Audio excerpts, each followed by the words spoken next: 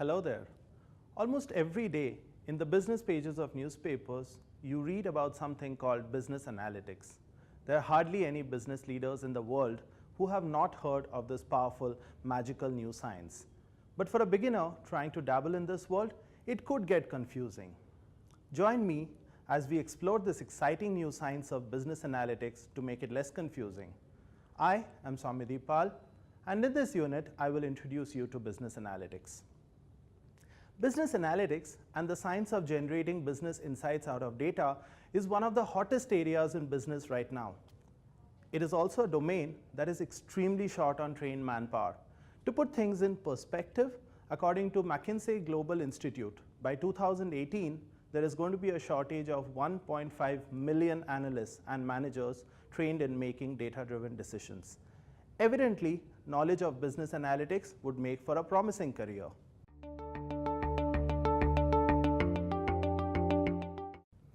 At the end of this video, you'll be able to describe business analytics, describe the evolution of analytics beginning with scientific management to its present form today. You'll be able to understand the difference between analytics and analysis, as well as the concept of insights. You'll be able to describe the broad types of business analytics.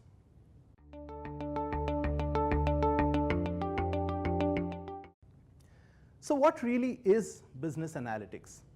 Very simply put, it is a science by which businesses use data, lots and lots of it, to drive decisions that impact their performance. Business analytics provides the decision makers valuable insights into their business processes. And if these insights are acted upon well, the company can enjoy optimized business processes and fast and reliable decision making. The primary goal of analytics, therefore, is to make recommendations to solve business problems. Many companies have successfully used analytics for continued success. Ford Motors often credits their turnaround to a strong business analytics practice. Data giants such as Google have, of course, made analytics the cornerstone of their success.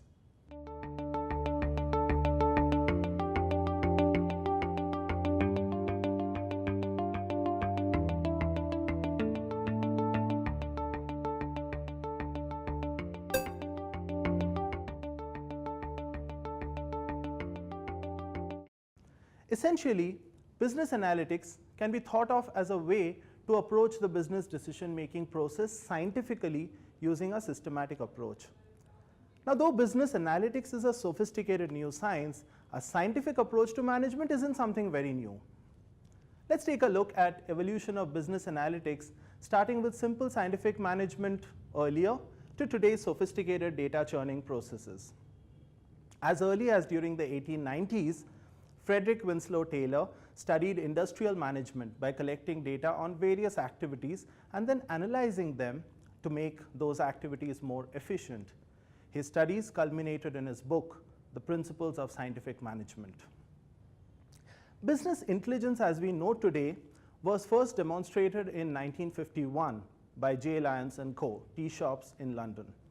They used many vacuum tube computers to estimate how many cakes and sandwiches they needed to make on any given day based on previous sales history.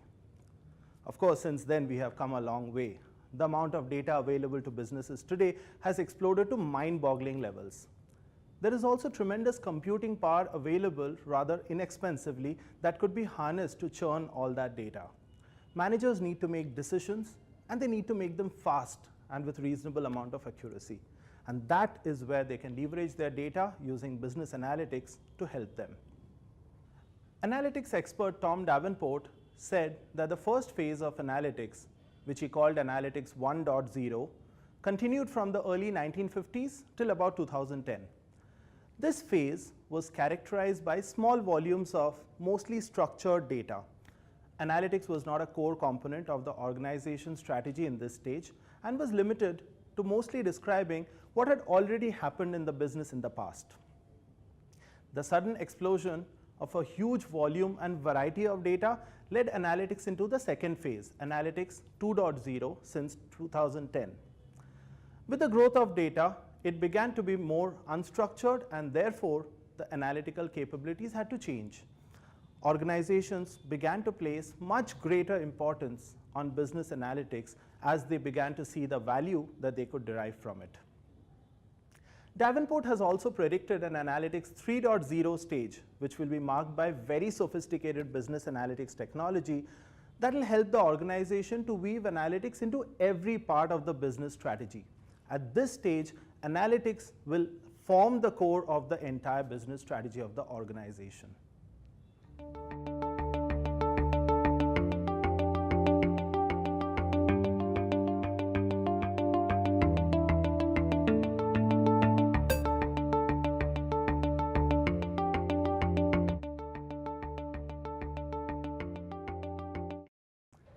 Now, before we go further into this world of business analytics, we should take a moment to understand the difference between analytics and analysis. How do you think the two are related? Which is a larger umbrella? Let us think of a situation. A company has a complex business problem at hand that it plans to solve using data. In other words, the company wants to solve the problem analytically. In order to solve the problem, it needs to be broken down into smaller questions that can then be answered individually using data. It is possible that the smaller questions pertain to different departments altogether. Each question can be answered by analyzing small chunks of data. These individual processes are called analysis. Collating the answers to various smaller questions could solve the original business problem. So, overall, how did the company solve the business problem that it began with? It did that analytically. And what did the analytical path to solve the problem involve? It involved breaking the problem down into smaller questions and answering each smaller question through analysis. So, we can say that analytics is the broader discipline and analysis forms the base. When we began with the definition of analytics, we said that business analytics provides decision makers valuable insights. What then is an insight? Simply put, an insight is a deeper knowledge about something. Now imagine this, you have a pile of jigsaw pieces with you. Does it give you a complete picture yet? Of course it doesn't. Yet, you know that there is a picture hidden in it. That is how raw data is. You know that there is a picture hidden in it, yet you cannot see it right away. Now, as you arrange the jigsaw pieces, a distinct picture begins to emerge. Similarly, as you churn the raw data, you begin to see patterns emerge out of it. The complete picture that was hidden in the data is now before you. And you look at it and go, aha, so this is what the data was trying to tell me. That is an insight, the hidden story or the picture in piles of data.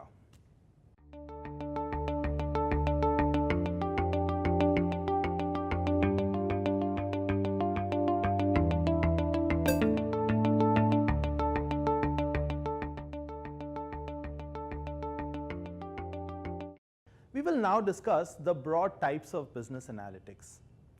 Now, business analytics can be used to answer the question, what has happened within my business?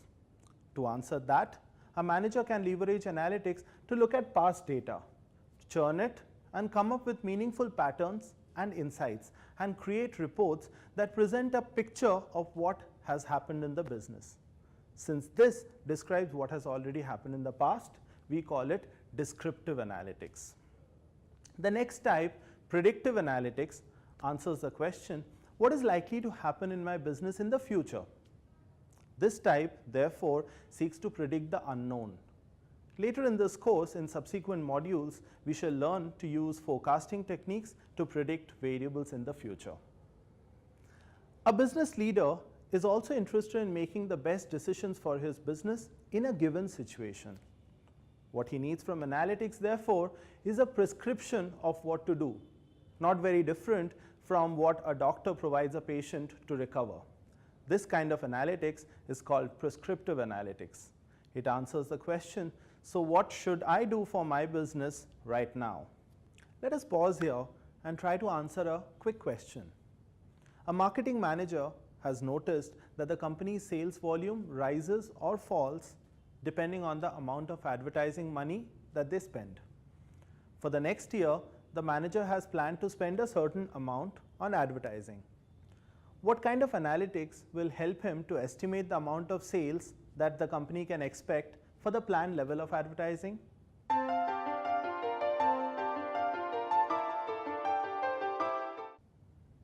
The answer is that the marketing manager can estimate the amount of sales expected for the planned level of advertising by using predictive analytics. That was easy, wasn't it? Let us try another question. A company has been losing market share steadily over the last 1 year. This year, they plan to try a few different marketing strategies to boost their fortunes. For example, they plan to increase their sales force strength to better distribute their products. The company has experimented with various sales force strengths previously and has monitored the impact on sales. The company also knows that if it increases the sales force strength, its main competitor will respond by increasing their sales force strength as well. So what type of analytics can the company use in order to chart its future course of action? A, should it be descriptive analytics, or B, predictive analytics, or C, prescriptive analytics?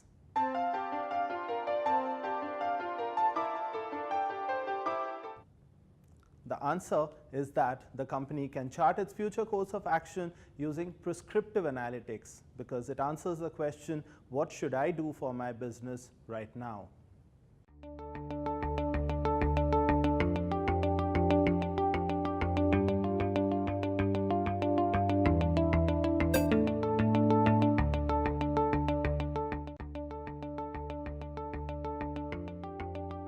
Now let us quickly revisit the key points that we've discussed in this video. Business analytics is a science in which businesses use data to drive decisions that impact their performance. Over the decades, analytics has evolved and is now capable of answering increasingly complex questions. And from now and into the future, analytics is going to get even more sophisticated with still larger data sets. The primary goal of analytics is to make recommendations to solve business problems. The three types of analytics: descriptive analytics describes what has already happened to the business in the past. Predictive analytics predicts what is likely to happen to the business in the future. Prescriptive analytics suggests what should be done for the business right now. And now that you understand the basic concepts of business analytics and what it can do, in the next video, I shall talk to you about the importance of data in making good business decisions.